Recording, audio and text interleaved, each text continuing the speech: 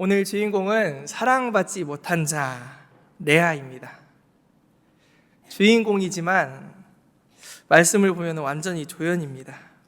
여러분, 야곱의 첫 번째 아내가 누구입니까? 라헬입니까? 레아입니까? 야곱이 그런데 유일하게 사랑했던 여인이 있습니다. 누구입니까? 네, 레아의 여동생 라헬입니다. 그런데 야곱과 라헬 사이에 낀 존재가 있으니 레아입니다.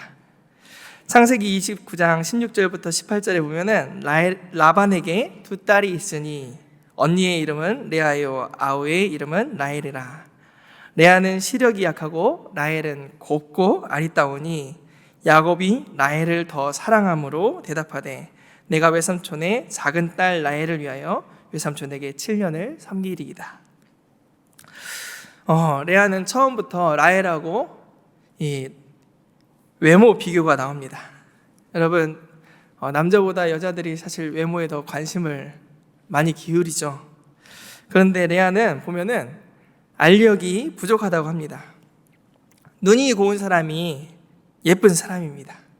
그런데 레아는 시력이 나빴을 수도 있고 눈의 총기가 부족했을 수도 있습니다. 그런데 눈만 그런 것이 아니라 라헬에 비해 미모가 조금 못 미쳤던 모양입니다. 야곱은 레아를 좋아했을까요? 라헬을 좋아했을까요? 남자,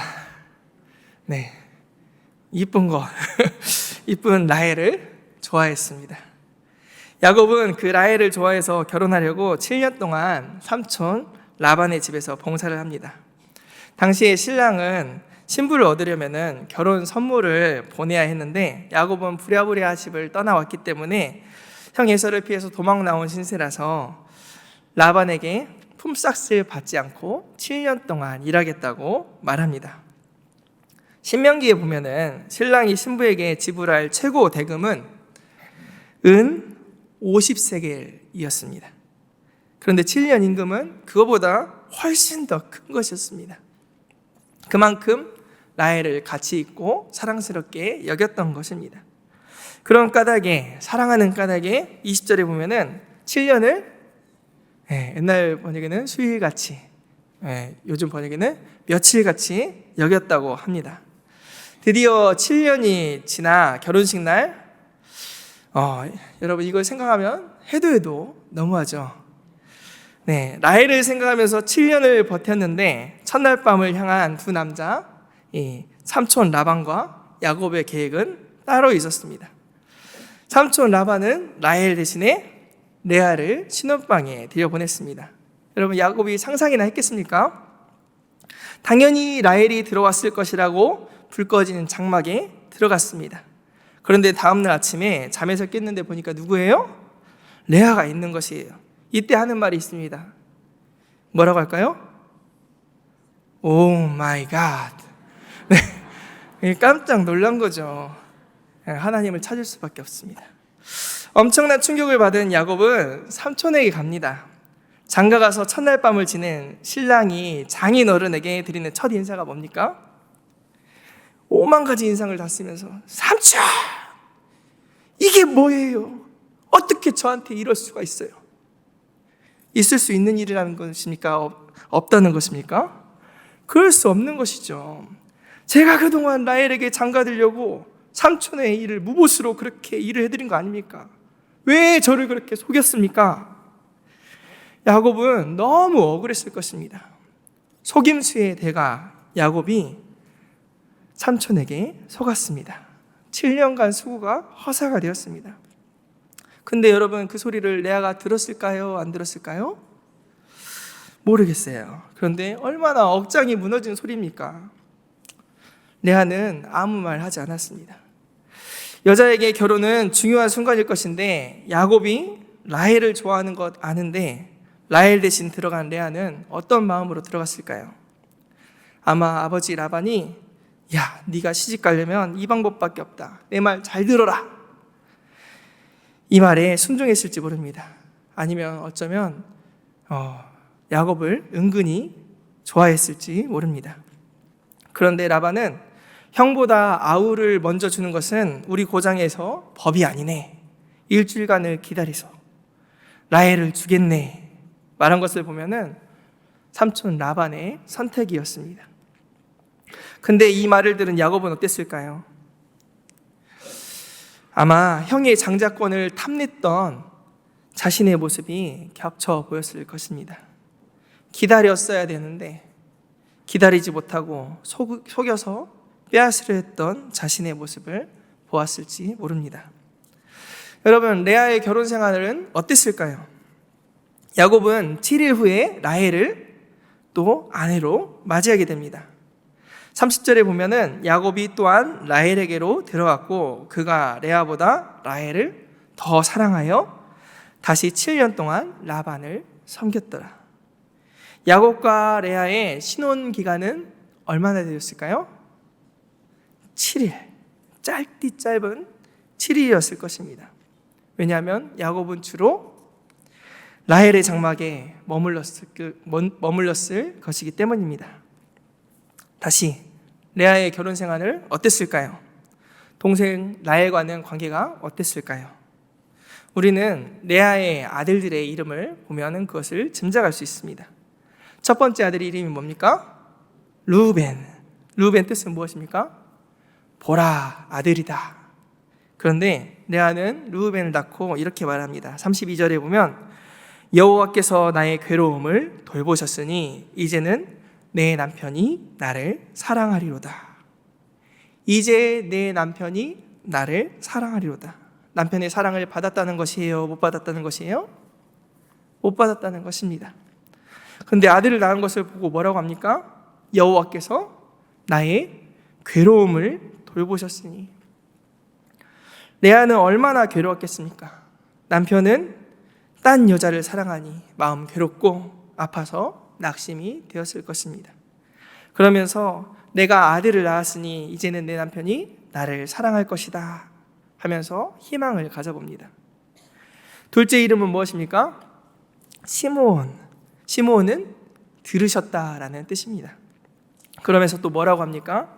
여호와께서 내가 사랑받지 못함을 들으셨으므로 내게 이 아들을 주셨도다. 자기가 여전히 사랑받지 못하고 있다고 합니다. 셋째 이름은 뭡니까? 레위. 뜻은 연합한다는 말입니다. 그러면서 또 뭐라고 합니까? 내가 그에게 새 아들을 낳았으니 내 남편이 지금부터 나와 연합하리로다. 내가 이렇게 새 아들 낳았으니까 나와 같이 살 것이다.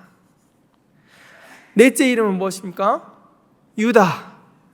찬송한다는 뜻입니다. 그러면서 이번에는 이렇게 말합니다. 내가 이제는 여호와를 찬송하리로다. 그 전까지는 자신의 불행을 생각하느라 하나님께 감사하거나 찬송할 여유도 없었던 레아는 이제야 숨을 돌립니다.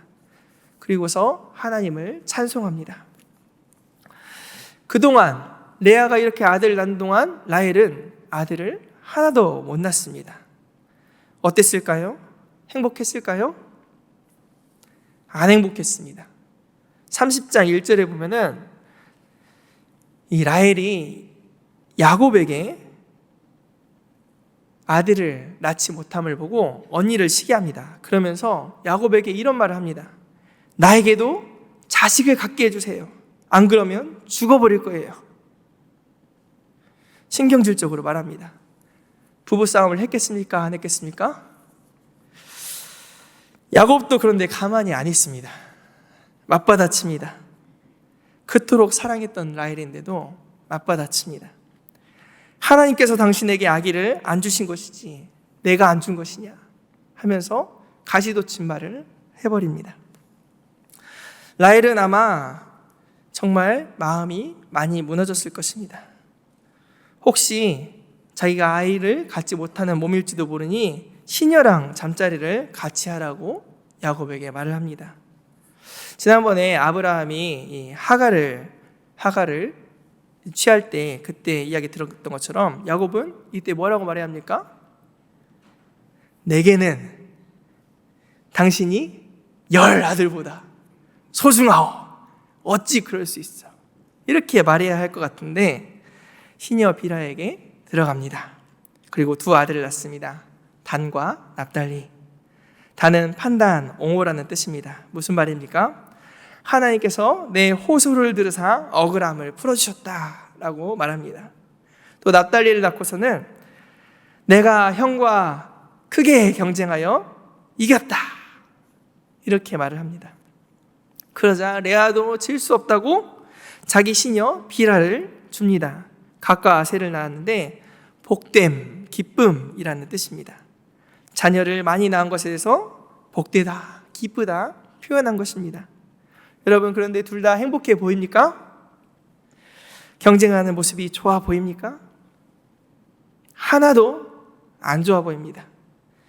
이들의 결혼 생활은 경쟁과 시기가 있고 그에 따라서 좌절하고 사랑을 갈구하고 욕구 불만이 보이는 것입니다.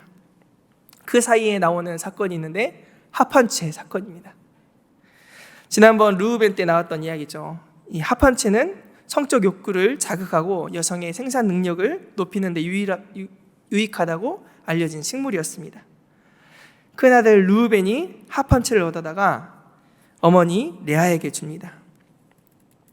그런데 자식이 없었던 라헬은 레아에게 합한채를 자기에게 팔라고 말합니다. 그러자 레아가 발끈합니다. 뭐라고 합니까? 30장 15절에 보면은 네가 내 남편을 빼앗은 것이 작은 일이냐? 그런데 내 아들의 합한채도 빼앗고자 하느냐? 네가 내 남편을 빼앗아 놓고 내 아들의 합한채도 빼앗으려 하느냐? 여러분, 누가 누구의 남편을 빼앗았습니까? 그런 건 없죠. 원래는 레아가 첫날 밤에 이 라헬에게서 야곱을 빼앗았습니다. 본인의 의도든 아니든 말입니다. 그런데 그만큼 레아의 마음이 아팠던 것입니다. 자기의 남편도 맞으니 적어도 라헬의 장막에 들어가는 만큼 자기 장막에도 들어와야 할 것 같은데 늘 라헬의 장막에만 머물고 자기는 뒷전인 상황에 속이 그동안 얼마나 상했겠습니까? 사랑받지 못한 자의 마음입니다. 그동안 속상했던 것을 이야기하면서 은근히 라헬의 약점을 꼬집습니다. 이번에는 내 아들의 합한채를 빼앗냐? 내 아들. 레아에게는 있고 라헬에게는 없는 것이 무엇입니까? 아들입니다. 레아는 아들이 있고 라헬은 아들이 없었습니다. 남편은 잃어버렸지만 아들이 있다는 것에 위안 삼아 만족하며 살았던 것이었습니다. 아들이 가져다 준 합한채, 이것은 레아에게도 소중한 것이었습니다. 출산이 멈춘 상황이었기 때문에 합한채가 필요했는데 레아에게는 더 필요한 것이 있었는데 그것이 무엇이냐면 야곱이었습니다. 사랑이었습니다. 결국 둘은 합의를 합니다. 라헬이 뭐라고 합니까? 그러면 언니의 아들의 합한채 대신에 오늘 밤에 내 남편이 언니와 동침하리라. 언니 아들의 합한채를 주면 오늘 밤 내 남편을 하룻밤 빌려줄게요. 이렇게 말하는 것입니다. 저는 예전에 이 부분을 읽다가 성경책에다가 뭐라고 적어놨더라고요. 그 뭐라고 적어놨냐면 그지 같네. 이렇게 적어놨었어요. 그동안 라헬이 어땠을지 짐작이 가는 말 아닙니까? 자기 남편을 야곱을 꽁꽁 싸매고 언니 침실로 가지 못하게 만들고 그랬을 수많은 시간들, 이런 말을 듣고 정말 자존심 상하고 사랑을 갈구하는 그런 모습에 속상했지만 레아는 그것을 받아들입니다. 저라면은 아마 그 순간 라헬의 머리끄댕이를 잡고 말할 것입니다. 입이 뚫렸다고 말 그딴 식으로 할래? 네 남편이냐? 내 남편도 되거든? 어디서 인심 쓰듯이 합한채 주면 내 남편하고 하룻밤 자게 해줄게. 이딴 식으로 말을 해. 생각해보니까 열받네 진짜. 확 그냥 머리 다 뽑아가지고 네가 머리 다 뽑힌 모습을 보고도 야곱이 좋아하는가 보자 이러면서 정말 화를 분출할 것 같은데 레아는 자존심을 다 내려놓고 협상을 합니다. 날이 저물어서 들에서 돌아온 야곱을 평소에는 그러지 않았는데 레아가 영접합니다. 그동안 아마 레아 앞에서 라헬이 영접했을 것입니다. 그러면서 눈으로 욕을 했을 것입니다. 그런데 레아는 야곱을 맞이하면서 이렇게 말합니다. 오늘은 당신이 라헬의 장막에 들어갈 것이 아니라 제 장막으로 들어오셔야 합니다. 왜냐하면 내 아들의 합한 채로 당신을 샀습니다. 내게로 와주세요 사랑을 갈구 하는 것이 아니라 값을 치렀으니 이제 나한테 와야 된다고 말을 합니다. 라헬도 다 아는 것이니 꼭 와야 된다고 말하는 것입니다. 얼마나 피눈물 나는 상황입니까? 처량합니까? 그런데 하나님께서 레아의 소원을 들어주십니다. 레아가 임신을 하였습니다. 그리고 5번째 아들을 낳는데 이사갈이라고 합니다. 무슨 뜻입니까? 값이라는 뜻입니다. 그러면서 뭐라고 합니까? 이 말이 좀 독특한데 내가 내 시녀를 내 남편에게 주었으므로 하나님이 내게 그 값을 주셨다. 예전 일을 레아는 생각합니다. 자기 몸종인 실바를 야곱에게 들여보냈는데 하나님께서 그 값을 나에게 주셨다 말하는 것입니다. 이 말을 곱씹어 보면은 예전에 자기 몸종 이 실바를 야곱에게 들여보낸 것이 자기가 그렇게 하고 싶어서 했다는 것일까요? 아니라는 것일까요? 라헬이 비라를 들여보내는 것을 보고 경쟁심에서 그렇게 했다는 것입니다. 그런데 그것이 마음에 쓰였던 것입니다. 내가 내 남편에게 내 몸종 드린 값을 이제 하나님께서 갚아주셨다 고백합니다. 6번째로 또 아들을 낳는데 그 아들의 이름이 스불론입니다. 그러면서 고백합니다. 내가 남편에게 6 아들을 낳았으니 이제는 그가 나와 함께하리라. 여러분, 아까 유다를 찬양한 것 같았는데 유다라고 부르면서 하나님을 찬양한 것 같았는데 끝까지 이 레아는 야곱의 사랑을 갈망합니다. 레아와 라헬의 모습을 보면은 둘 다 전라도 말로 짠합니다. 왜 그렇습니까?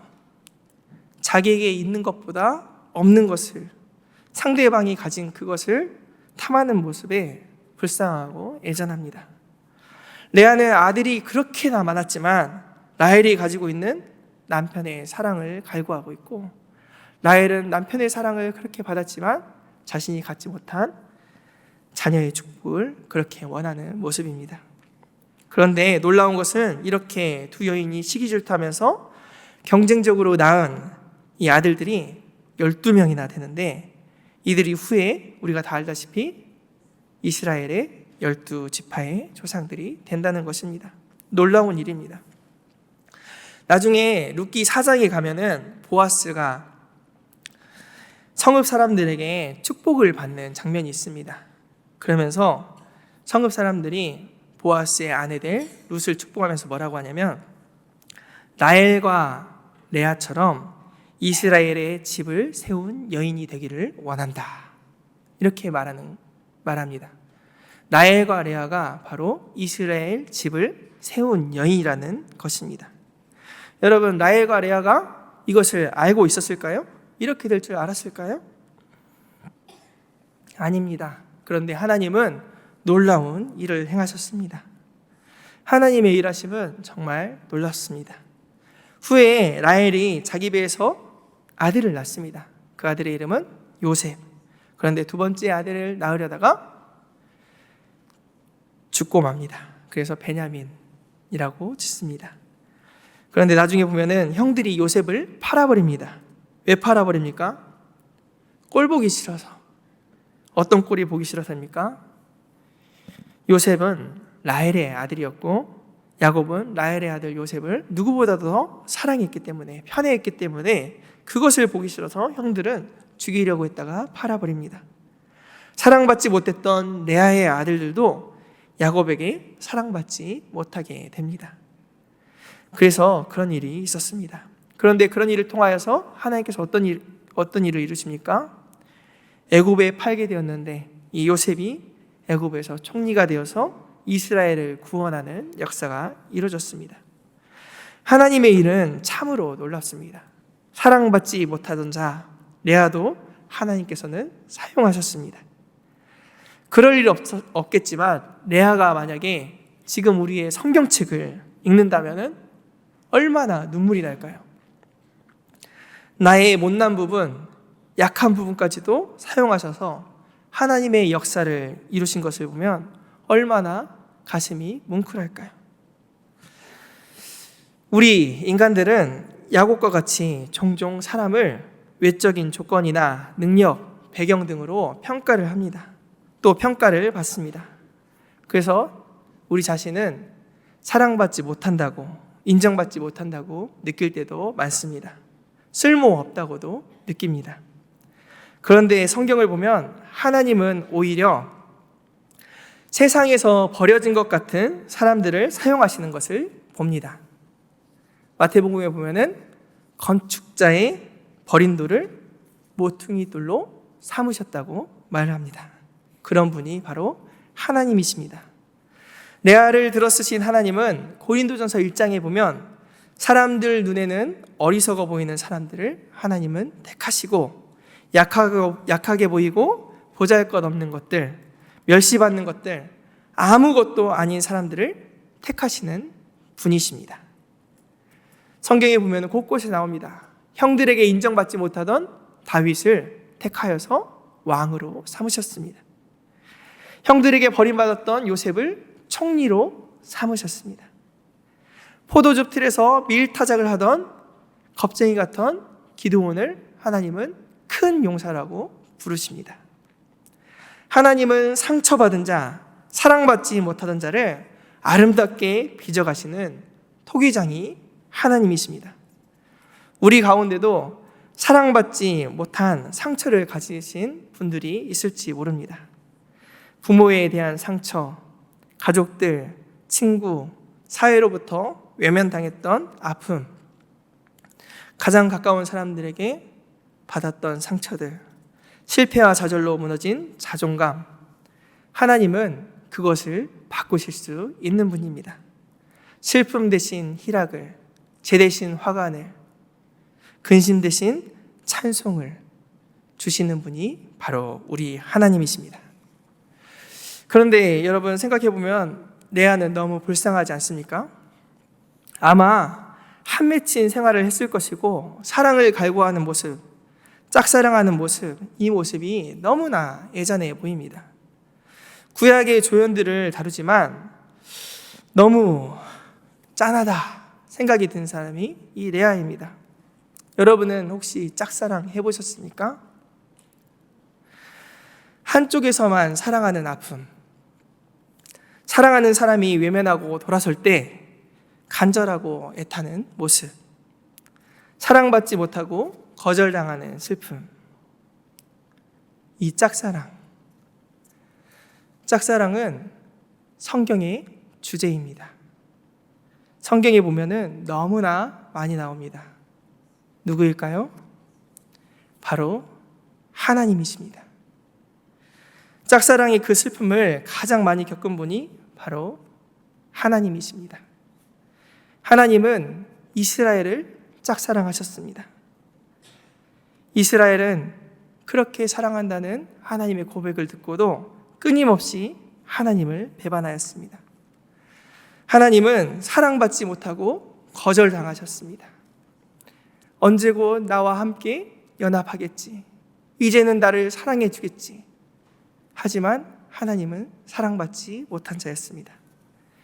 예수님도 자기 땅에 오매 영접하지 아니하였다고 요한복음에는 나옵니다. 십자가에서 가장 큰 거절도 당하셨습니다. 그 거절 속에서 사랑을 포기하지 않으셨습니다. 우리는 주님을 외면합니다. 잊고 살아갑니다. 하나님보다 세상을 더 사랑합니다. 우리 눈에 보이는 대로 좋아 보이는 것들, 돈, 성공, 즐거움, 행복을 쫓아 살아갑니다. 하나님을 사랑하노라 고백을 하지만 그것은 잠시 예배 드릴 때뿐이고 우리의 정작 모습은 사랑하지 않는 모습입니다. 하지만 하나님은 여전히 우리를 끝없이 사랑합니다. 짝사랑하십니다. 한순간에도 하나님은 우리를 잊지 않으십니다. 포기하지 않으십니다. 그 증거가 어디 있습니까? 저기 십자가입니다. 하나님의 사랑에 우리는 응답할 차례입니다. 세상 누구보다, 세상 그 무엇보다 열렬히 우리를 사랑하시는, 사랑받지 못하시는 하나님께 반응하시기 바랍니다. 우리 하나님은 우리의 외로움, 연약함을 동정하십니다. 우리의 아픔을 깊이 공감하시고 위로하십니다. 그런 하나님을 짝사랑하게 그냥 놔두지 마시기 바랍니다. 끝없이 우리를 사랑하시는 하나님께 우리는 뭐라고 해야 합니까? 긴 말이 필요 없습니다. 세 글자면 됩니다. 뭘까요? 저도요. 하나님에 대한 사랑으로 응답하시는 저와 우리 성도님들 다 되시기 바랍니다. 기도하겠습니다.